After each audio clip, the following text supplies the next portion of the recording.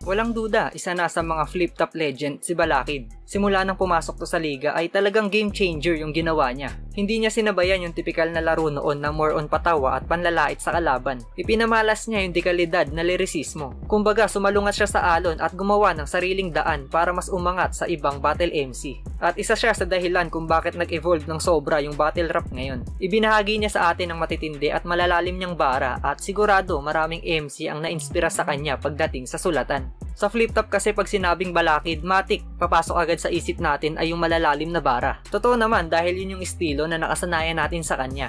Pero bukod doon, isa din sa mga solid na ginagawa ni Balakid ay yung rebuttal. Bihira natin tumakita sa kanya dahil pili lang yung mga linya na nire-rebat niya. Pero kapag nag-rebat naman siya ay may laman at punto talaga.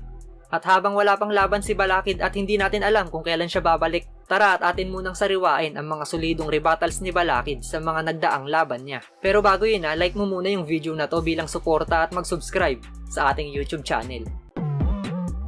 Kayong dalawa, nagtsinelas pa kayo, nagpapakasimple, ba't di na lang kayo magpaa? Nagtsinelas ako sa laban natin kasi ayokong mamantsa ng aking sapatos. Yes! Madumi ang laban to kasi babahan ang dugo nyo pagkatapos.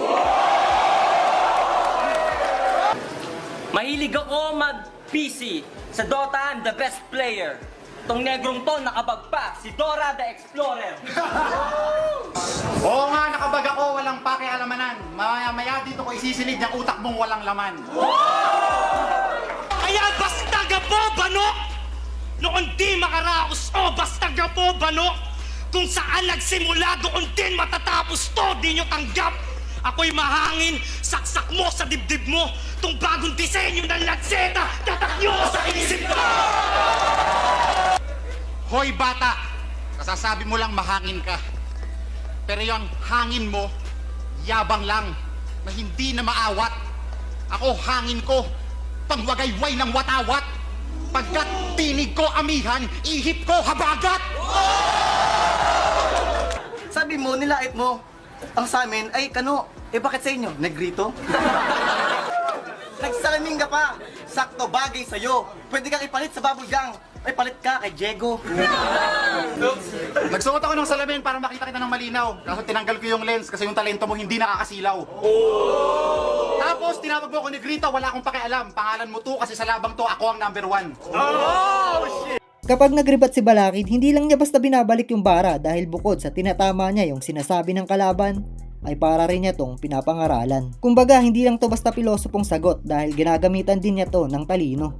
Speaking of kanta, Balakid, matanong kita, may nagawa ka na ba kahit isa? Ni isang solong kanta mo, wala pa ako naririnig mula sa'yo. Kaya yung pagiging MC, hindi pwedeng idikit yun sa pangalan mo. Unang round mo pa lang, alam ko ng akin ang panalo. Ba't tinahanapan mo ako ng kanta na sa songwriting contest ba tayo? Bakit? Nagbunga ba yung pagpoprotesta niyo sa labas ng Senado? Tumaas ba ang sweldo ng mga empleyado? Bumaba ba ang tuition ng paaralan nyo? Hindi, di ba? Kaya yung mga pinaglalaban nyo, walang kwenta. Kung may galit kayo sa politiko, harapin mo sila. Lahat ng lait niya sa aktivismo, gasgas ng banggitin.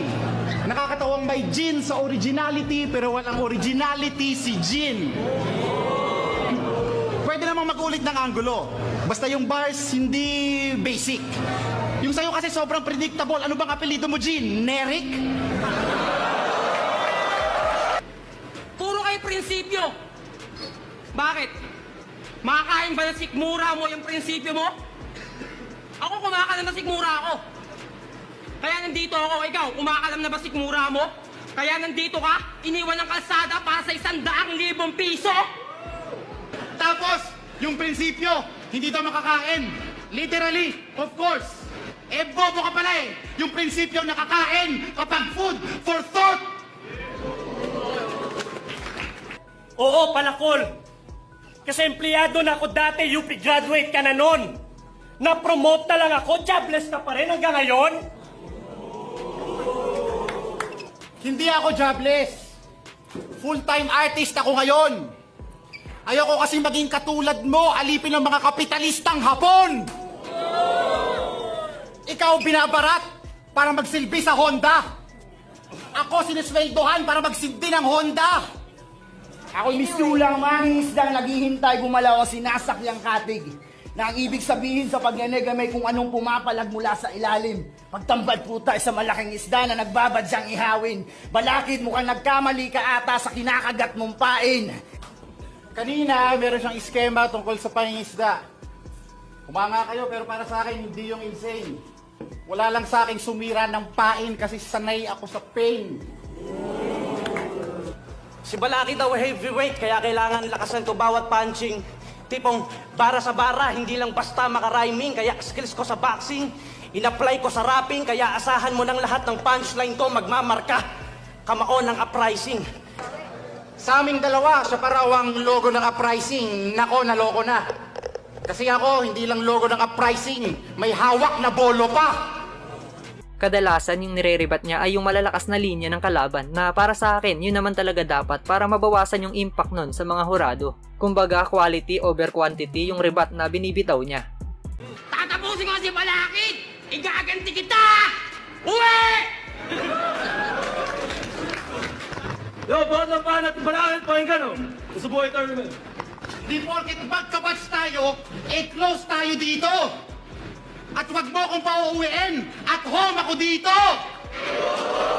Ano nga naman daw palaman ng Lasengo? Sa tulad niyang edukado. Tarantado yung butas mong salamin ang patunay na hindi lang dapat nakatingin sa grado.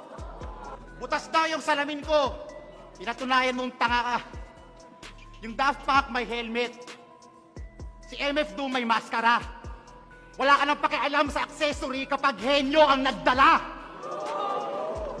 Alam pong hindi ka kasama sa malaking porsyento ng liga na galing sa hirap. Kami yung mga nagsimula nung panahong kapag sinabing rapper ay gift rap, tapos bigla kang papapel na ikaw ang kinabukasan ng hip-hop, ay nakiuso ka lang naman dito nung nakita mong may kinabukasan ng flip-top. Yeah! Unang taon pa lang ng flip-top, sumali na ako. At yung performance ko, mabigat na. Ikaw kailan ka lang sumali, kaya ikaw yung tunay na sumali nung sikat na. Dito sa baluarte ko, ibabaong kita ng dahan-dahan, pero bago yan. Pakilala kita sa anak ko para may bago siyang praktisan. Halata naman yung mga sinabi mo, pinag-aralan at matagal mo ko pinaghandaan. Eh ano kung nagsulat? Ito ay modern fight. Hindi ka nagsulat kasi ikaw ay no read, no write. Isa pang mapapansin kapag nagbabalik ng linya si Balakid ay kung paano niya to dinadissect. Kaya kahit bihira siya magrebat sa battle, oras naman na magbalik na to ng linya ay tumatatak at pumupuntos talaga. Hindi man niya binabalik ng insultong salita, winawasak naman niya yung kalaban gamit yung lalim ng letra. Ikaw yung tipong rapper na good news kapag nanalo. Pero dahil underdog, may excuse kapag nanalo. Oo, underdog ka nga. Mamaya sa ilalim ka ng aso matutulog. Pasalamat ka, pinatulang kita para lalo kang mahubog. Oo na, dehado ako. Kasi yung experience mo, labis. Ako underdog, ikaw ang vet, pero wala kang gamot sa aking rabies. Kaya itapon mo na lahat ng gamit mo. Pencil, paper, and book. Kaya ka lang naman tinuturing na teacher kasi madalas kang mag-choke. Madalas daw akong mag-choke. Oo, pero pag nag-chochok lang ako, hindi nagkakatagumpay. Ang i-chochok ko ngayon, outline ng iyong bangkay. Dahil alam mo nung inakaya kitang maging partner sa 2x2 pero tumanggi ka? Todo dahilan ka pa? Oo! Inakaya ko siya maging partner sa 2x2 last year pero nireject daw pati si Kahir kasi si Allen gusto niyang kumapit sa malakas. Sabi niya, busy siya pero may niligawan pala siyang ibang kakampi. Anong nangyari? Ayun, binasted siya ni Batas. Dudukutin yung utak mo at papasuri ko sa mga taong to para malaman nila kunyari ka lang mabait at meron ka ding hidden agenda. Yung ugali mo madali lang mabasa kasi nga sobrang transparent ka. Parang hologram ni Tupac sa Coachella. Binasted daw ako para sa 2x2. Ang anggulong yon, pangit. Ako ang tumangging kumampi kay nothing else, kay Batas at kay Target. At sinasabi mo transparent, pati yon, pangit yon. Yung hologram ni Tupac, translucent yon. Ano, Ki? Kaya pa? Baka Pasubo ka lang. Then, chinecheck ko baka sa battle, mag-choke na naman. Sa flip top, ikaw ang pinaka nakakahiyang nilalang. Nung laban mo kay Looney yung third round mo, 2 rhymes lang. Tapos, yun na namang Choco kay Looney ang binabanggit. Paulit-ulit ang sound mo.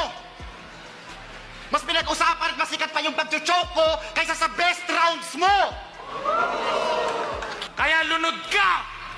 Kahit mag-surf sa malatay dalwave kong bars, wala ka ng pride na maihaharap pagkatapos kitang i-discharge.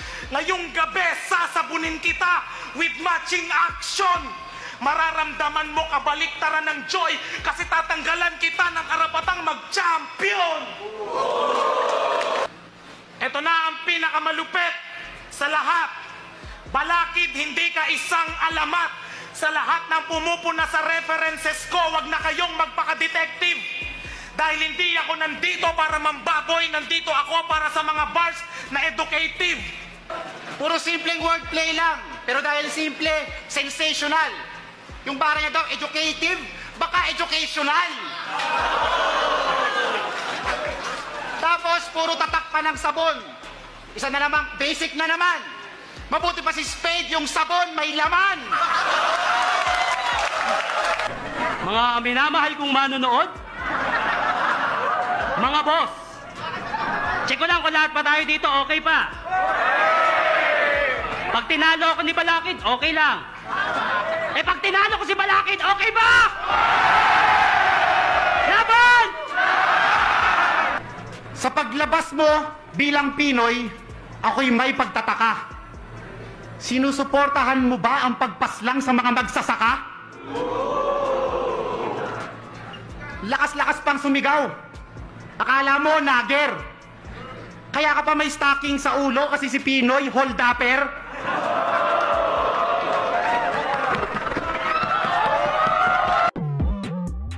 At yun, hanggang dito na lang yung video natin mga tol. Salamat palagi sa walang sawang pagsuporta.